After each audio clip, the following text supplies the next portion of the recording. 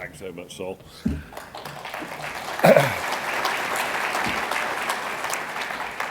Thank you very much. Oh, good Lord, there's a clock here.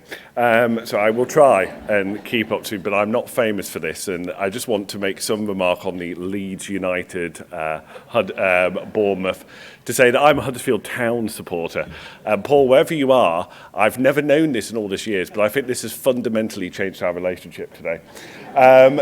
So ultimately, I'm going to talk about the other half of the pandemic effort in the CRFs, and in particular looking at therapeutics and the AGILE COVID-19 trial.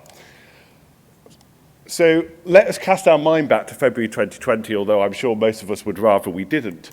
And of course, the pandemic was visible to us in all its ugly glory. And we could see that it was spreading rapidly. It was already in the UK and it was going to get worse very rapidly. And we needed to have new and repurposed therapies right now.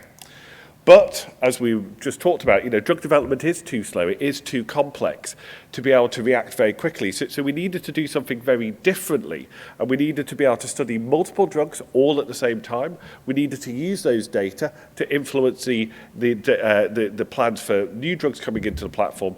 But ultimately and fundamentally, we had to protect our participants. We can't compromise on safety, just because we're having to do things quickly.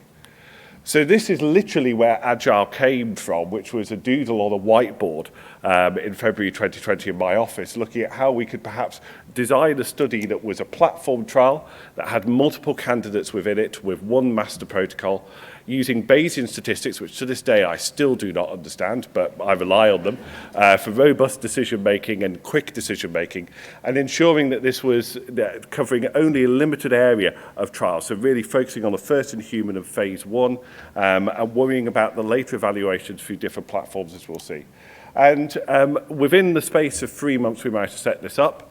Across the UK with Southampton Clinical Trials Unit providing the very necessary trial management skills, pharmacovigilance, etc., and the science being led from Liverpool and other CRFs that were involved. And so for those of you not so familiar with AGILE, let me just give you a quick introduction that essentially AGILE, as I say, concentrates on that phase 1 and first-in-human space, and then sort of primes recovery, panoramic and principle. It's designed to be first-in-human in COVID patients, although occasionally we do some healthy volunteer work. It's flexible, so depending on what sort of drug we're studying, we'll change the endpoint. So if it's inflammatory, we'll look at inflammatory endpoints. If it's an antiviral, we'll look at viral endpoints. And we are trying to be as efficient as possible, so using Bayesian decision-making to make us move quickly through this process. Unfortunately, normally I do a bit of a weatherman thing, but obviously if I move away from the microphone, you may not be able to hear me. But essentially, we start with our participants. Most studies are randomized. We go into a rapid dose selection to inform phase 2, which may involve lots of different doses going on at the same time, as long as we have sufficient data from the preceding dose to start the second dose. And then we move quickly into the phase 2A studies. And then we have various stop points in those phase 2A studies where we assess the efficacy. And if we're failing the Bayesian rules, then the candidate is dropped. It is a bit brutal, but we've not had to drop anything yet, which is good. And of course, part of this is all very well having a nice study design, but was getting it out to the CRFs. And so critical to that was obviously the usual way of doing it through a CTU, etc. But actually the CRF network was fundamental, the respiratory TRC, etc., to being able to get this out and set sites up really very, very quickly. And what became really clear is that all CRS, and I think this is true across lots of areas of research, not just what we've done in the pandemic, is the fact that we have common issues across all of us, and the solutions are broadly similar. So we have, for COVID, how do you manage these COVID-19 participants coming into your CRF? How do you get them there? How do you actually recruit mild to moderate CRF COVID-19 patients? Because they're not in a hospital bed. It's not like recovery. You have to get them in from the community. How do you handle lots of laboratory samples coming through your lab all of the time, which are also infected and therefore need to be treated slightly differently? And then because these drugs were at a very early stage of development, there was no lovely pharmacy manual telling you how to handle these. So as you'll see on one of the other slides, we had to do some slightly crazy things to work out how we actually dosed people. And common solutions to this, of course, was sharing. And that's something that the CRF network has done very well, and I think the pandemic has taught us to do it even better. Supporting virtual and physical CRF visits so that people could see how we were trying to do things, and other sites were doing that also. single systems of recruitment, in this case through Public Health England and now latterly UK HSA, and a shared recruitment strategy as well as central laboratory teams. And then, of course, the maintenance of this is critical. So it's all very well, everyone gets excited, but then we get bogged down into the research and things start to go wrong. Then how do you get people to still be bought into the idea this is a good thing to be doing? So I think the CRF directors meetings were very helpful because it allowed senior level communication, but actually the sort of involvement in the sites in the trial, very quickly, I look at, Professor Edwards sat here who has to listen to me on Friday afternoons talk about CST5, and I'm surprised he isn't jumping up on the stage to throttle me.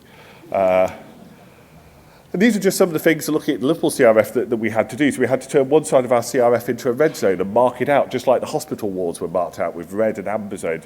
One of my registrars, now consultants, sort of hanging about to feature in the picture, which I show at all of these conferences. And then crazy things like looking like we were robbing the hospital.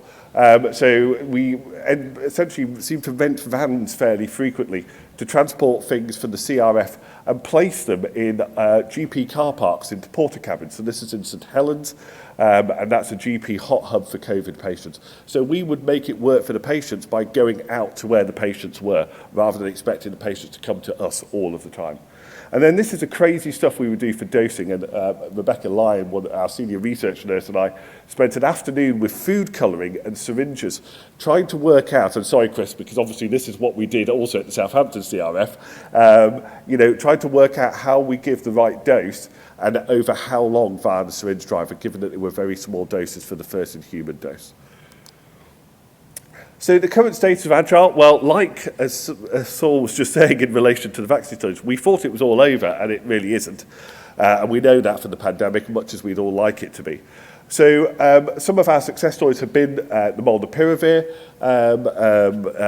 antiviral study. So the phase 1 defined the doses that went into the larger phase 2 studies, and then the phase 2A that we did through AGILE was a very detailed antiviral study looking at the important questions about, do antivirals induce new variants? I shan't spoil that because it's literally just gone in for publication, but the answer is no. And then, but that's important data too now. We're giving antivirals, do they induce mutations that would induce a new variant? And so far we can't see that. CST3, which is high-dose nitrous oxide, we'll talk about that in a second. The monoclonal antibody, CST5, and this is an example of the agileness of AGILE. So we thought we'd done the first in human and done our phase 1 and dose optimized. Well, we had for the Delta variant, but we haven't for Omicron. So we're now going back to phase 1, so we can escalate the dose and then take it back out into a phase 2. And then one of the areas that we've been particularly asked to look at has been combination therapies of antivirals, knowing that in other disease areas, combo therapy works very well. Does this work better for COVID too? I wouldn't be a clinical pharmacologist if I didn't stand on stage and show some PK curves, so do indulge me. But here we have from the molnupiravir study, really important information about, we talk a lot about doing plasma PK in all of our sort of phase 1 and first into human studies. That's great, lovely, it's in the blood, but is it at the site of action? And so this is what we're doing here. We're taking samples of tears, saliva and nasal scraping to look and see whether the drug is actually where it needs to be. And the answer is, thankfully, about 20% of it is. But that then informs the dose you need to push up in order to reach the EC90. And then this is looking in healthy volunteers at nitrous oxide. And so nitrous oxide is a putative repurposed drug, an anti-helminth, which is not great when taken normally at normal doses. And unfortunately, for it to be effective against SARS-CoV-2, it needs to be at much higher dosage. So we had to test this in healthy volunteers because we didn't want to do this in terms of making people unwell that already had COVID. And so we proved that higher doses were well tolerated, but also achieved the required concentrations. And then finally, in my last sort of 2 minutes, so working differently to deliver, and this is exactly what we've been hearing over the last 2 talks, we have to work differently, and indeed, some of the work that the CRF has been involved with, along with the CRN and Halton Hospital, and I know Halton is somewhere in the audience, but I haven't seen them yet this morning, but essentially the CRF helped to support the opening of another CRF, which allowed us to do other non-COVID work, do a lot of vaccine work, but importantly, open up research opportunities outside of the big teaching hospital areas, which is absolutely critical. There's huge numbers of patients who don't have access. So our learning is that certainly CRFs and NIHR infrastructure demonstrated how well we can work together and how we can do this as a platform across there. And we now need to turn that energy and that learning into something that then is looking at non-COVID work, our other therapeutic areas. We have huge visibility to industry. I think that's really important, seeing that we have a track record of delivery. And there's lots of other non-COVID work that we need to be done. So all of this working differently is critical also. So the inevitable acknowledgement for AGILE, so of the sites, the University of Liverpool, LSTM, University of Cambridge, SCTU, who we couldn't have done it without, the CRFs who delivered, who we couldn't have done it without, and our partners internationally and our funders. And then finally, my biggest thank you also goes to the CRF team in Liverpool, who have managed to pull off something that I don't think any of us thought we'd managed to pull off when this started, and it was on the whiteboard. So I'm eternally thankful for the energy of every team member that we have. Thank you very much.